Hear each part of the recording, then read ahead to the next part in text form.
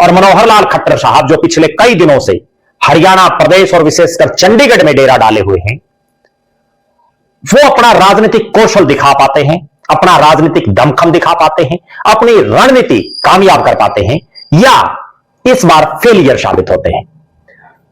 बुजुर्ग तो नहीं हो गए हैं मनोहर लाल खट्टर, क्योंकि अक्सर एक बात होती है कि जो जो आदमी की उम्र बढ़ती है, आदमी बुढ़ापे की तरफ बढ़ता है, तो कई बार उसकी रणनीतियां कारगर नहीं साबित होती। कई बार बुढ़ापे में आने के बाद आदमी का राजनीतिक जो कद होता है, जो एक ओरा होता है, वो भी कहीं ना कहीं कम हो जाता है। लोग उसकी कम सुनते हैं, कम मानते हैं, और लोग ये समझ बैठते हैं कि अब इनका राजनीतिक कैरियर बहुत लंबा नहीं है, तो कन्नी भी काटनी शुरू कर देते हैं।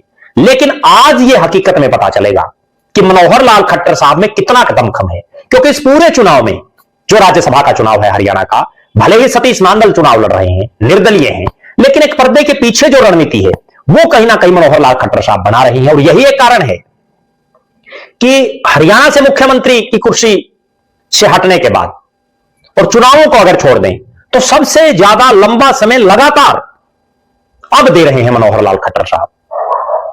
कभी पानीपत से, कभी करनाल से, तो कभी चंडीगढ़ से, लगातार हरियाणा के इस राज्यसभा चुनाव पर अपनी पैनी निगाहें जमाए बैठे हैं। और हरियाणा की राजनीति में आज के दिन भले ही वो मुख्यमंत्री नहीं हो, लेकिन उनको सुपर सीएम माना जाता है। एक बड़ी खास विशेषता मनोहर लाल खट्टर की, यारों के वो यार हैं, जिससे जो कमिटमेंट कर देते हैं उसको निभाने का काम करते हैं। और उसका प्रमाण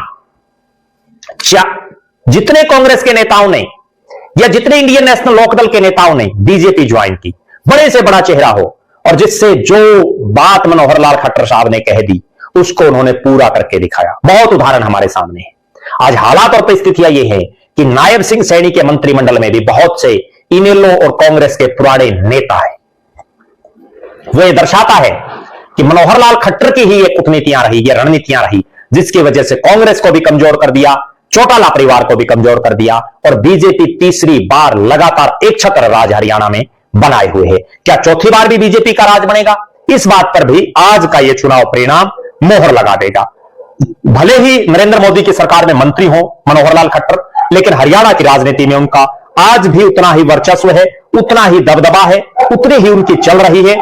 अब इस चुनाव में यह भी क्लियर हो जाएगा कि राजनीतिक दमखम कितना बचा हुआ है, या बुजुर्ग हो गए हैं, बूढ़े हो गए हैं चाचा मनोहर लाल। आप दर्शक जरूर कमेंट करें, मनोहर लाल खट्टर साहब के बारे में आपका क्या मानना है?